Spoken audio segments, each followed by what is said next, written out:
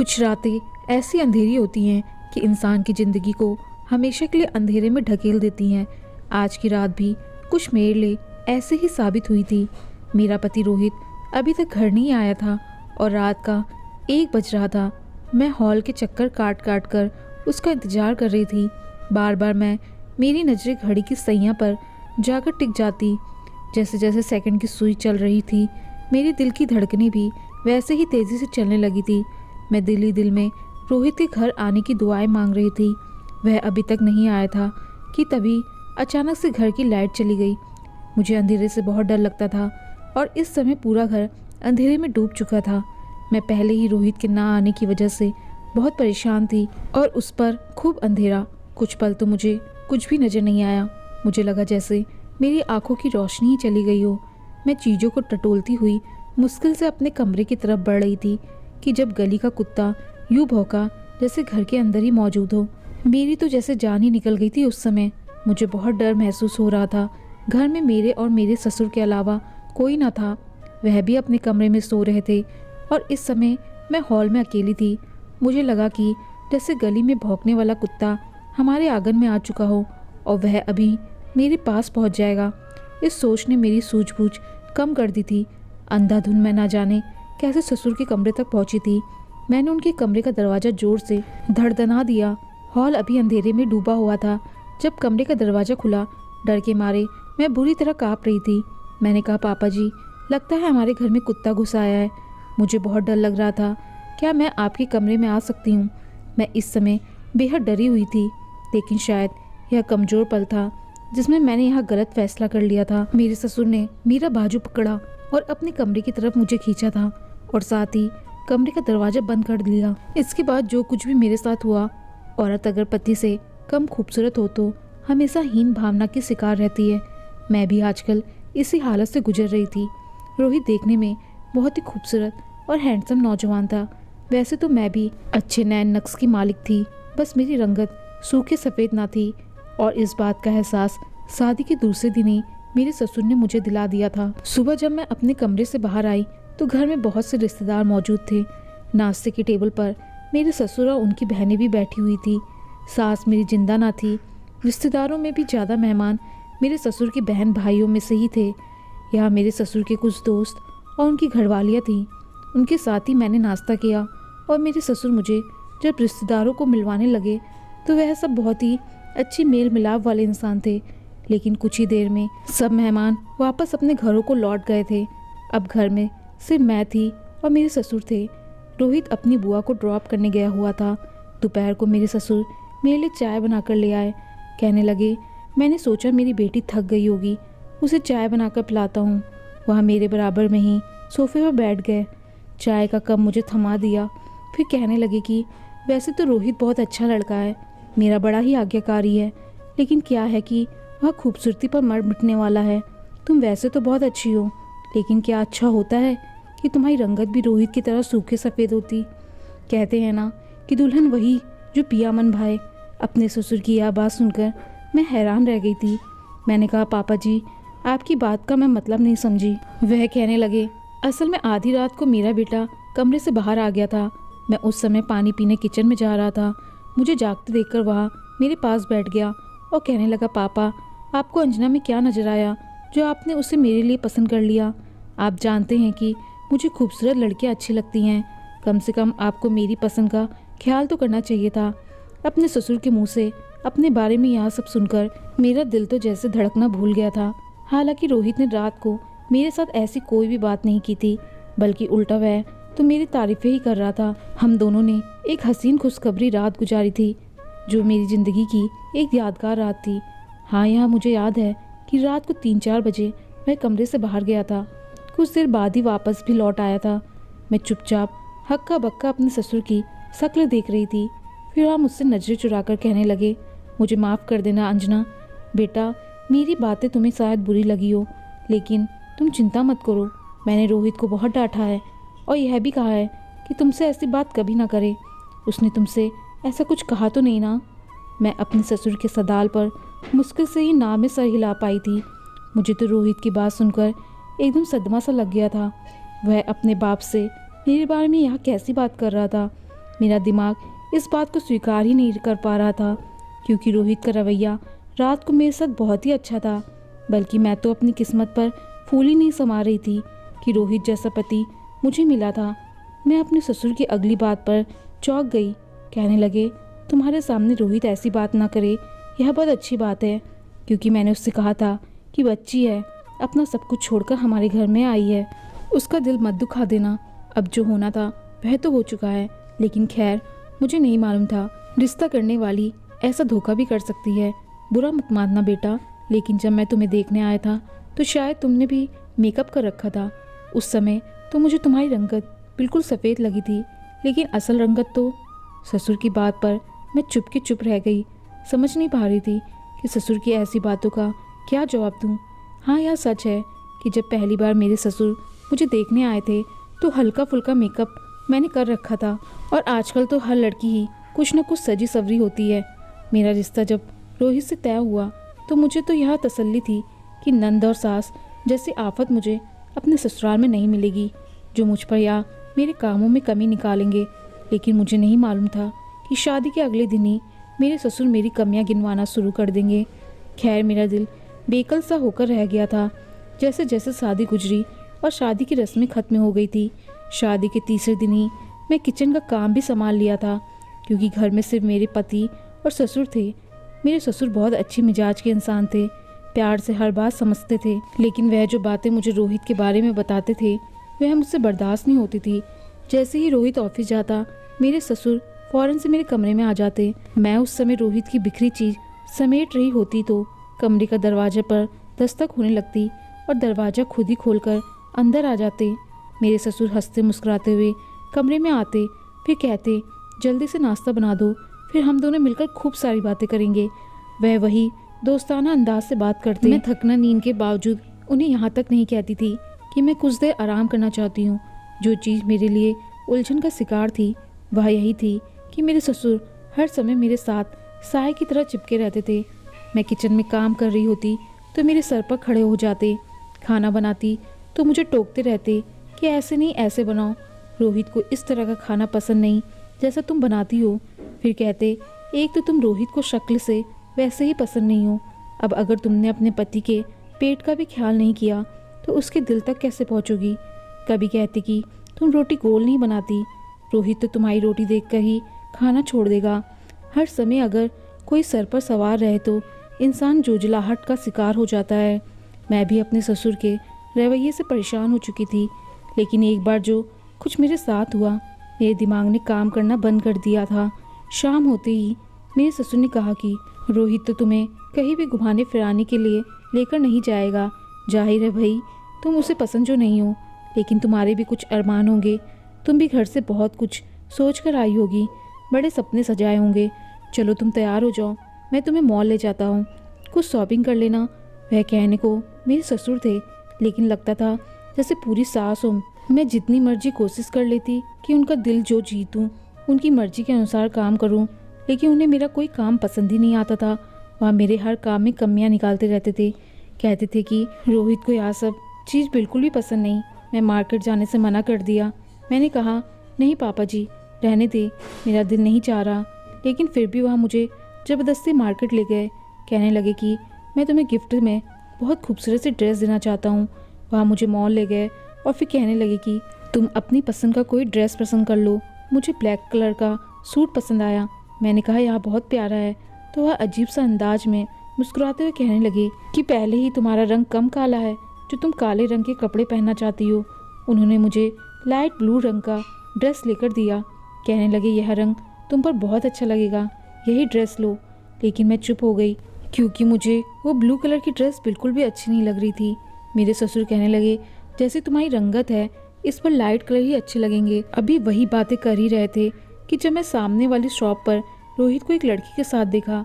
मेरे तो होश उड़ गए थे। मेरे ससुर भी उसे देख चुके थे।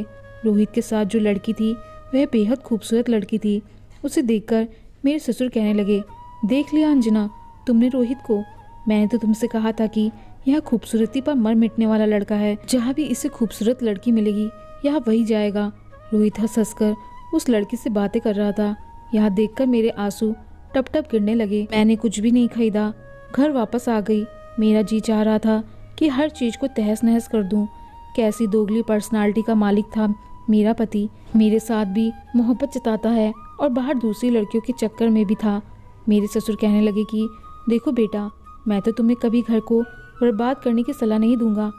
मर्द आज़ाद पंछी होता है, खास तौर पर अगर वह हुस्न परस्त हो तो। हाँ, अगर तुम खूबसूरत होती तो बात कुछ और थी। अब देखो ना, यही वक्त रोहित को तुम्हें देना चाहिए। तुम्हारी नई नई शादी हुई है, तुम्हें बाहर लेकर जाना चाहिए और वह किसी और लड़की के साथ घूम रहा है। अगर तुम खूबसूरत होती तो आज उसकी जगह तुम उसके साथ घूम रही होती।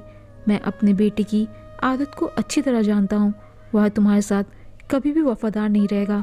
मैंने भी बहुत बड़ी गलती कर दी जो तुम्हारी शादी उसके साथ करवा दी, लेकिन इसमें मेरी भी गलती नहीं है। जब मैं तुम्हें देखने गया था तो तुम मुझे अच्छी भले गोरी चिट्टी लगी थी। अब मुझे क्या पता था वह सब मेकअप का कमाल था। मेरा तो रो रो कर बुरा हाल था। मेरे ससुर ने पानी का गिलास मुझे दिया और बिल्कुल मेरे करीब बैठ गए और अपने हाथों से मेरा सर सहलाने लगे।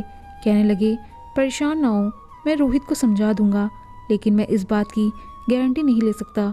मैं पूरा दिन रोहित की खातिर उसकी पसंद के खाने बनाती, उसके घर को सजाती संवारती, खुद को भी उसके रंग में डालने की कोशिश करती, लेकिन फिर भी उसे मेरी कोई भी कुर्बानी नज़र नहीं आती थी।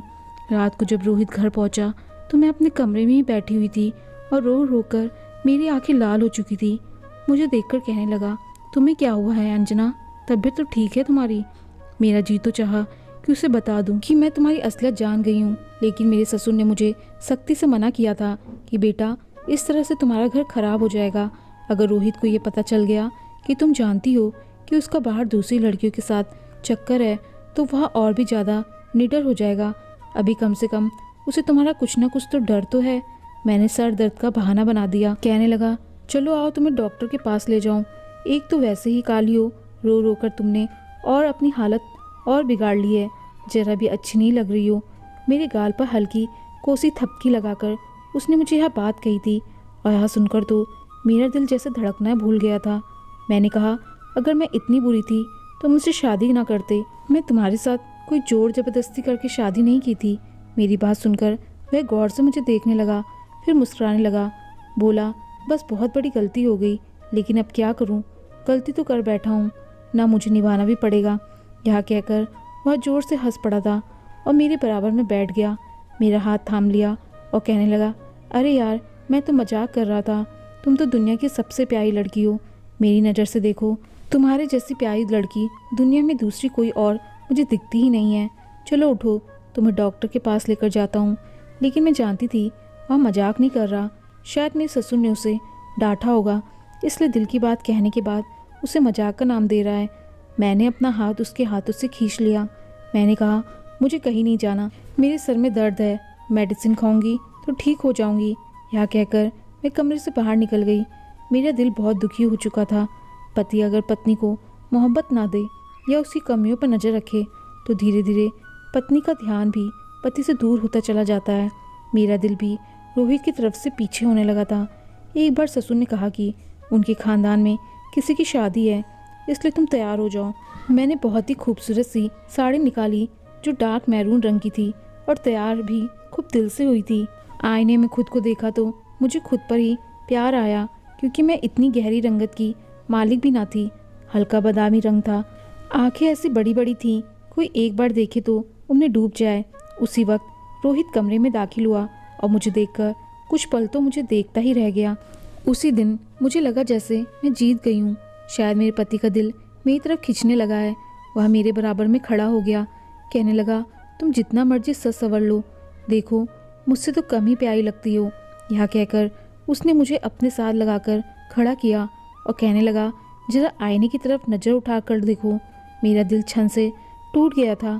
पिछले 1 घंटे से मैं खुद को सजा रही थी और मुझे लग रहा था कि मेरी सारी मेहनत बेकार गई है। मुझे रोहित के सामने खड़ा होकर अब अपना चेहरा बदसूरत लगने लगा था।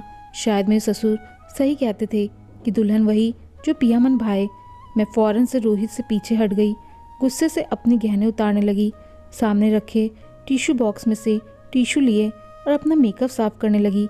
मेरी इस हरकत को देखकर रोहित एकदम से सीरियस हो गया था।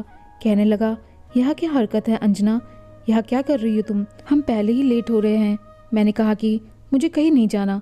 गुस्से से मेरे कहने का अंदाज बहुत तेज हो गया था। रोहित कहने लगा, यह क्या बचपना है अंजना, जरा सी बात का तमाशा मत बनाओ। मैंने कहा कि मुझे वहाँ जाकर भी अपना मजाक ही उड़वाना है, जो मैं नहीं चाहती, क्योंकि मैं तो आपके साथ बिल्कुल भी अच्छी नहीं लगती हूँ। आपको तो लड़कियों की कमी थोड़ी है, बहुत सी खूबसूरत लड़कियाँ आई होंगी वहाँ, किसी के साथ भी अपना दिल बहला लीजिएगा। मेरा यह कहना था कि एक जोरदार थप्पड़ रोहित ने मेरे मुंह पर मारा था। मैं इस सब के लिए बिल्कुल भी तैयार नहीं थी। मुझे रोहित से ऐसी उम्मीद हरगिज़ नहीं थी।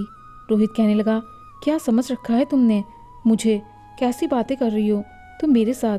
क्या मैं इतना घटिया इंसान हूँ कि अपनी पत्नी के होते हुए मैं बाहर दूसरी लड़कियों को बुरी नज़र से देखूंगा? रोहित के बोलने का अंदाज इतना खतरनाक और तेज था कि हमारी आवाज़ बाहर तक जा रही थी। मैं रोने लगी। मैंने कहा कि मेरे सामने खुद पर शराफत का लवादा मत चढ़ाया करें। आप क्या हैं मैं अच्छी तरह जानती हूँ। मैं भी शायद बर्दाश्त करके थक चुकी थी। आज जैसे मेरे सब्र का पैमान भर चुका था। उसने मुझे बाजू से पकड़ा और मेरे बाजू को दबाकर रख दिया। मैं दर्द के मारे बिलमिला के उठी थी। मैंने कहा, मेरे बाजू छोड़ो। वह कहने लगा कि नहीं, पहले बताओ ऐसा क्या करते देख लिया तुमने मुझे जो तुम मेरे चरित्र पर उंगली उठा रही हो? मैं भी तुम्हारे चरित्र पर उंगली उठा सकता हूँ, समझी? मैं भी यह बात कह सकता हूँ कि बहुत कुछ जानता हूँ तुम्हारे बारे में, लेकिन चुप हूँ, बर्दाश्त कर रहा हूँ तुम्हें। उसके ज़बान से यह सुनकर तो मुझे लगा जैसे कोई आसमान मेरे सर पर गिर गया हो। बस इसी चीज़ की कमी रह गई थी। मैंने कहा, रोहित मुझे छोड़ो। वह गुस्से से लाल आंखों से मुझे देख रहा था। कहने लगा, मेरे सब्र का इम्तिहान मत लो। 10 मिनट दे रहा हूँ तुम्हें, तैयार होकर बाहर आओ। जिस तरह से वह दहाड़ कर मुझसे बोला था, मैं एकदम से डर कर सहन गई थी कि तभी दरवाजे पर दस्तक होने लगी। रोहित ने मेरा बाजू छोड़ा और कमरे का दरवाज़ा खोल दिया। मेरे ससुर बड़े परेशान से कमरे में दाखिल हुए और कहने लगे, क्या हो रहा है? क्या यह शरीफ घराने का तौर तरीका है कि तुम दोनों के लड़ने की आवाज़ मोहल्ले की दीवारों तक जा रहे हैं? मेरे ससुर भी शायद गुस्से में थे। रोहित कहने लगा, समझा दे इसे, अगर इसने इसी तरह की बदतमीजी की तो मैं इसके साथ बहुत बुरा पेश आऊँगा। उसके साथ ही रोहित कमरे से बाहर चला गया तो ससुर मेरे पास आए। कहने लगे, क्या बात है अंजना बेटा? मैंने रोते हुए कहा कि हर समय तो मुझे ताने देते रहते हैं। अगर मैं इतनी ही नापसंद थी तो मत करते मुझसे शादी। मेरी ज़िंदगी क्यों ख़राब कर रखी है? मैं थक चुकी थी। जिस तरह से मैं रो रही थी, मेरे ससुर ने मेरा सर अपने कंधे से लगा लिया और मेरा सर सहलाने लगे। कहने लगे, चुप हो जाओ अंजना, यह तो है ही ऐसा, मैं समझाऊंगा इसे। मैं तो चाहता हूँ कि तुम दोनों का घर बस जाए, लेकिन मुझे ऐसा कुछ नज़र नहीं आ रहा। देखो, मर्द तो कभी भी समझौता नहीं करता, औरत को ही झुकना पड़ता है। तुम्हें ही हर हाल में सब्र करना पड़ेगा। मैं एक पढ़ी लिखी लड़की थी, अच्छे घराने से मेरा संबंध था। इसके बावजूद मैं रोहित की हर बात पर सर झुका देती थी। लेकिन फिर भी अगर उसे मुझ पर विश्वास नहीं था, मेरे अंदर कमी नज़र आती थी, तो मैं क्या कर सकती थी? मेरे ससुर ने कहा कि फ़िलहाल तुम तैयार हो जाओ, बेकार में बात बढ़ जाएगी। मैं दोबारा से बेदिल से तैयार हुई थी। शादी पर भी मैं खामोशी से एक कोने में बैठी रही। रोहित मुझे घूर घूर के देखता रहा, लेकिन मैं टस से मस ना हुई। कुछ दिनों तो हम दोनों ने आपस में बातचीत ही नहीं की। एक बार बाहर का दरवाज़ा खटका। दरवाज़ा मेरे ससुर ही खोलते थे, मगर आज वह कमरे से बाहर नहीं आए, तो फिर मैं ही मेन गेट में पहुंच गई। मैंने पूछा, कौन है? तो बाहर से कोई कहने लगा, मैं आपके पड़ोस से आया हूँ। मैंने दरवाज़ा खोल दिया। एक लड़का था। कहने लगा, अंकल जी हैं? वह मेरे ससुर के बारे में पूछ रहा था। मैंने कहा, हाँ है। वह कहने लगा, उन्होंने मुझे घर पर बुलाया है। मैं पीछे हट गई और वह अंदर आ गया। मैं अपने ससुर के कमरे की तरफ इशारा किया तो वह वहाँ चला गया, लेकिन मेरा दिमाग उस समय चकरा गया जब सामने गली से मैंने अपने ससुर को घर की तरफ आते देखा। मैं हैरान रह गई कि अगर ससुर घर से बाहर थे तो यह लड़का मेरे ससुर का नाम लेकर घर में क्यों आया था। मैंने उसे कहा कि तुम यहाँ क्यों आए हो? वह कहने लगा, मुझे अंकल जी ने कहा था कि मैं घर आऊँ। मैंने कहा, तुम झूठ बोल रहे हो, मेरे ससुर तो बाहर से आ रहे हैं। अभी मैं उससे बात ही कर रही थी कि तभी मेरे ससुर घर में दाखिल हुए। उस लड़के को देखकर मुझे अजीब सी नज़रों से देखने लगे। वह लड़का फ़ौरन से घर से बाहर निकल गया। यह देखकर मैं हैरान हो गई। मेरे ससुर मुझे गुस्से से देखने लगे। कहने लगे, अंजना यह कौन था और घर में क्यों आया था? ससुर के मुंह से यह बात सुनकर तो मैं अचंभे में पड़ गई थी। मैंने कहा, आपसे मिलने आया था। कह रहा था आपने उसे बुलाया है। वह कहने लगे, कुछ भी तुम कह दो और मैं उस पर विश्वास कर लूँगा। मैं तो उसको जानता तक नहीं हूँ। यह कौन है? यह सुनकर तो मेरा सर बुरी तरह घूम कर रह गया था। मैंने कहा, पापा जी मैं सच कह रही हूँ, उसने मुझे यही कहा था। वह कहने लगे, तुमसे कोई कुछ भी कहेगा तुम दरवाज़ा खोल के उसे अंदर बुला लोगी। मेरे ससुर अभी इसी बात पर बहस कर रहे थे कि जब रोहित भी घर आ गया। हमारी आधी बातें वह सुन चुका था। पापा से पूछने लगा, क्या हुआ है? लेकिन मेरे ससुर फौरन खामोश हो गए और मुझे भी चुप रहने का इशारा कर दिया। कहने लगे, बस कुछ नहीं, कोई बात नहीं। रोहित के बहुत पूछने पर भी वह कुछ न बोले। रोहित कहने लगा, कुछ बातें मैं सुन चुका हूँ, कौन आया था? मगर मेरे ससुर ने कहा कि तुम छोड़ो ना, मैं हूँ ना, मैं बात को संभाल लूँगा। रोहित मुझे घूरता हुआ कमरे में चला गया तो मेरे ससुर ने कहा, उसे कुछ मत बताना, मैं नहीं चाहता कि तुम्हारा घर खराब हो जाए। इस बात को 2-3 दिन गुजरे थे कि रात को रोहित घर नहीं आया। मैं बेहद परेशान थी और फिर लाइट भी चली गई और फिर कुत्तों के भौंकने की आवाज़ सुनकर मैं बहुत ज़्यादा डर गई और अपने ससुर के कमरे में जाना पड़ा। लेकिन जैसे ही मैं अपने ससुर के कमरे में गई, मुझे लगा किसी ने मुझे अपनी बाहों के घेरे में लिया हो। मैं समझ भी नहीं पा रही थी कि उसी समय कमरे की लाइट जल उठी। मैंने देखा मेरे ससुर बेड पर बेसुध लेटे थे और वही लड़का मुझे अपनी बाहों में जकड़े हुए था जो मेरे ससुर का नाम लेकर उस दिन घर में घुस आया था। याद देखकर तो मेरी जान ही निकल गई थी। मैं उसे अपना आप छुड़ा रही थी कि इस वक्त रोहित कमरे में दाखिल हुआ। यह सब देखकर तो रोहित ने उस लड़के को मारना शुरू कर दिया। शोर शराबा सुनकर मेरे ससुर भी उठकर बैठ गए थे। कहने लगे, इस लड़के ने और तुम्हारी पत्नी ने मिलकर मुझे बेहोश कर दिया था। अच्छा हुआ कि तुमने रंगे हाथों इनको पकड़ लिया है। ससुर की बातें सुनकर मैं हैरान हो गई थी। मैंने कहा, यह क्या बात कर रहे हैं पापा जी? कहने लगा, बस इसी दिन को तो मैं कहता था रोहित की इस लड़की से शादी मत करो, मेरे दोस्त की बेटी से शादी कर लो। लेकिन तुम्हें तो अपनी मर्जी करनी थी। देख लिया इस लड़की से शादी करने का नतीजा। मैं अपने ससुर की सारी साजिश को अब समझ चुकी थी। वह लड़का तो मौका देकर भाग चुका था। शायद मेरे ससुर ने ही उसे किराए पर बुलाया था। रोहित के दिल में मेरे लिए नफरत डालने के लिए मेरे पति ने मेरे भाई को फ़ोन किया और बोला कि अपनी बहन को आकर ले जाओ। लेकिन मैं रोहित को सारी बात बता दी। मैंने कहा कि पापा जी मेरे दिल में तुम्हारे लिए शक डालते रहते थे और नफरत का बीज बोते रहते थे। मेरा कोई दोष नहीं है। तुम जैसा चाहो मुझे कसम ले लो, मैं उस इंसान को नहीं जानती। इससे पहले भी यह लड़का आया था और तुम्हारे पापा का नाम लेकर आया था। हालांकि उस दिन तुम्हारे पापा घर पर नहीं थे और वह लड़का तुम्हारे पापा के घर आते ही फरार हो गया था। तुम्हारे पापा हर समय मुझे भड़काते रहते थे कि तुम काली हो, तुम्हें मेरा बेटा पसंद नहीं करता। रोहित ने ना जाने क्या सोचकर मुझे एक मौका दिया। कहने लगा, ठीक है, मैं कल उस लड़के को ढूंढकर सच्चाई उगलवा लूँगा। अगर तुम झूठी निकली तो मैं तुम्हें वही तलाक दे दूँगा। अगले दिन रोहित ने उस लड़के को ढूंढ भी लिया और उसे मार मार कर और पुलिस की धमकी देकर उसे सच भी बुला लिया। तो उसने मेरे ससुर की सारी चालबाजी रोहित को बता दी। रोहित ने मुझे किसी दोस्त की शादी में देखा था तो अपने बाप से जिद करके मेरा रिश्ता भेजा था। लेकिन मेरे ससुर अपने दोस्त की बेटी के साथ रोहित की शादी करना चाहते थे और वह बिल्कुल नहीं चाहते थे कि रोहित अपनी पसंद की लड़की से शादी करे। यह सारा खेल भी उन्होंने इसलिए रचाया था ताकि रोहित मुझे छोड़ दे और वह उसकी शादी अपने दोस्त की बेटी से करवा ले। कौन कहता है कि साजिश सिर्फ सास ही बहू के खिलाफ करती है? कभी कभी यह काम ससुर भी कर देते हैं। जब सारी सच्चाई खुलकर सामने आई तो मेरे ससुर शर्मिंदा से खड़े थे। शायद उन्हें विश्वास नहीं था कि उनकी सच्चाई खुल जाएगी।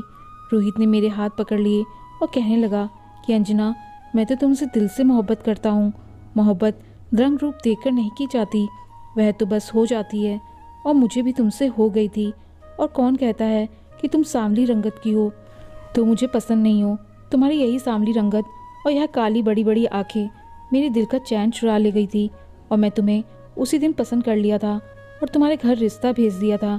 लेकिन मुझे नहीं पता था मेरे पापा ही मेरे रिश्ते को ख़राब करने पर तुले हुए हैं।